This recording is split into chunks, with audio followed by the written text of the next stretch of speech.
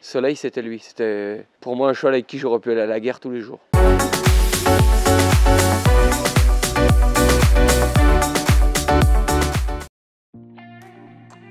Je me force pas.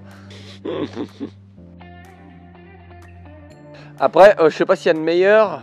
Si on peut retenir après les meilleurs résultats, c'est être sans faute avec Soleil, ma concrétisation il y a 2 ans quand j'avais préparé plusieurs échéances avec, dont le Grand Prix de Calgary qui est le Grand Prix le plus haut du monde à 1m70.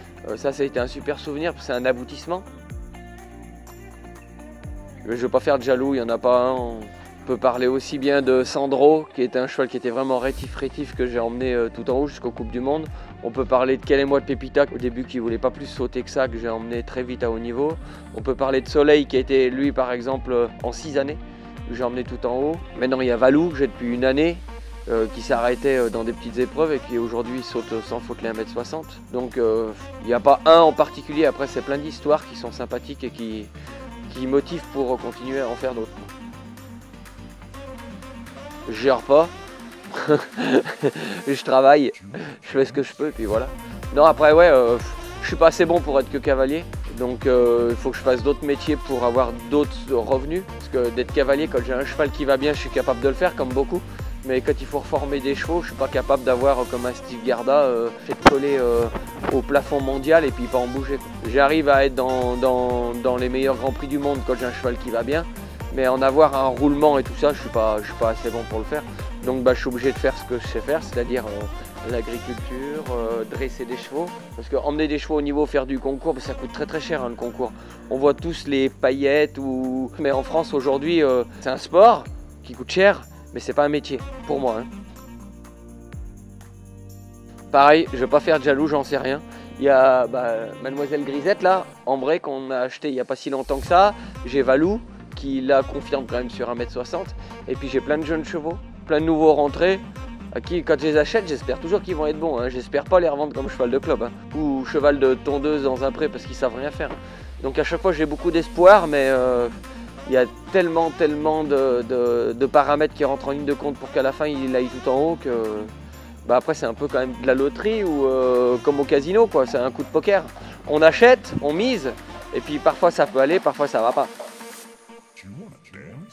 Les circuits en même temps, c'est les chevaux qui me le disent. Si j'ai beaucoup de chevaux dans un niveau moyen, c'est-à-dire entre 1m35 et 1m50, je vais faire du Grand National, ce qui me permet de sortir 3 chevaux dans chaque niveau. Et puis si après j'ai beaucoup moins mais avec plus de qualité, c'est-à-dire environ 6 chevaux mais entre ceux qui se reposent, donc ça fait 2 piquets, puis j'en ai 2 pour sauter des grosses épreuves comme l'année qui va venir, je vais plus faire du CSI, des concours à l'étranger, aller loin, que rester dans le coin. Il n'y en a pas, ça dépend tout des chevaux que l'on a, parce que ça peut arriver que je me fasse plaisir en faisant du Grand National, et puis quand les chevaux vont bien, je me fais plaisir à faire vraiment du haut niveau. Aller faire du 5 étoiles avec des chevaux qui peuvent faire que 1m50, on se fait pas plaisir du tout. Hein. On prend des barres dans la tête, on se fait attaquer par les obstacles, c'est pas bien.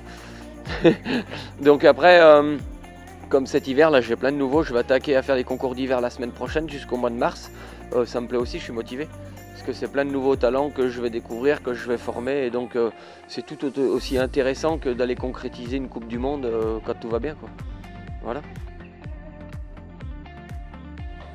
Soleil de Cornus, c'est un cheval qui est né en Suisse, que j'ai acheté à 6 ans, que j'ai gardé pendant 6 ans et avec lequel je lui ai fait franchir tous les échelons de dressage sans aller trop vite. C'est un cheval puissant, généreux comme jamais j'ai eu un autre cheval. C'est un cheval qui m'a jamais dit non. Quand il allait pas, s'il y avait des contre-performances dans le concours hippique, c'était parce qu'il disait trop oui. C'est ce que je lui expliquais toujours. S'il faisait des barres, s'il y avait des erreurs en parcours, c'est parce qu'il était trop volontaire. Il a jamais fait une barre parce qu'il a dit non, il a fait une barre parce qu'il voulait toujours trop aller. Et le difficile, c'était arriver à le rendre moins généreux de temps en temps pour qu'il soit au meilleur. Voilà. Soleil, c'était lui. C'était pour moi un cheval avec qui j'aurais pu aller à la guerre tous les jours. Ouais, Michel, j'ai grandi chez lui, c'est un peu un père spirituel. Tout gamin, je suis allé chez lui et il m'a pris un peu sous son aile, comme le gamin du coin. Et puis après, on a été pratiquement associés. Enfin, on a eu, il m'a vu grandir et il m'a fait progresser du début à la fin. Je suis arrivé chez lui, je savais juste débourrer des chevaux. Je savais sauter une barre, mais je savais plus faire du dressage. Et chez lui, j'ai appris beaucoup. C'est quelqu'un qui m'a beaucoup apporté. Après, il m'a toujours dit, t'aurais fait sans moi, mais j'ai fait avec lui et puis j'en garde un bon souvenir et on travaille toujours ensemble. Arrivé là-bas, je me disais qu'est-ce que je fous là? Je ferais mieux de faire de la 1m30 chez moi et puis une fois qu'on est là-bas, il faut assurer parce que j'étais là-bas pour l'équipe de France et une fois qu'on est là-bas, c'est trop tard, on fait plus demi-tour, il faut y aller. Et puis la hauteur des barres et puis tout le Grand Prix, c'est 80 000 personnes, c'est énorme. Après, d'être 100 fois dans le Grand Prix, c'est un super souvenir parce que c'est fait, mais sur le coup, c'est gros. Après, en étant chez Michel depuis que je suis tout gamin, Michel y a été plein de fois. J'avais pas de surprise sur ce qu'il fallait faire, sur les chevaux qui devaient y aller.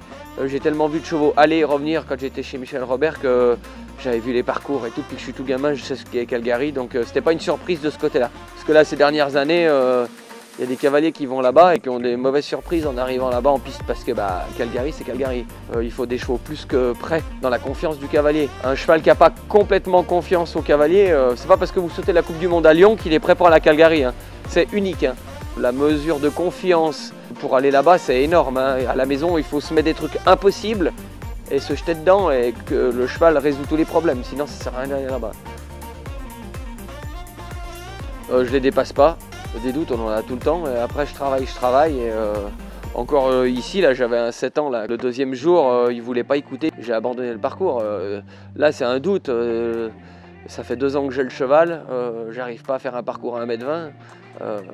Si là, il n'y a pas du doute, j'ai réfléchi toute l'après-midi, tout ça. Et le lendemain matin, j'ai fait complètement différent. Et hier, il est sans faute dans le Grand Prix. Donc ça, c'est du doute à 100%. Hein. Après, il faut essayer d'autres choses. Il faut prendre d'autres chemins. Et puis voilà, hein, ça, c'est le métier.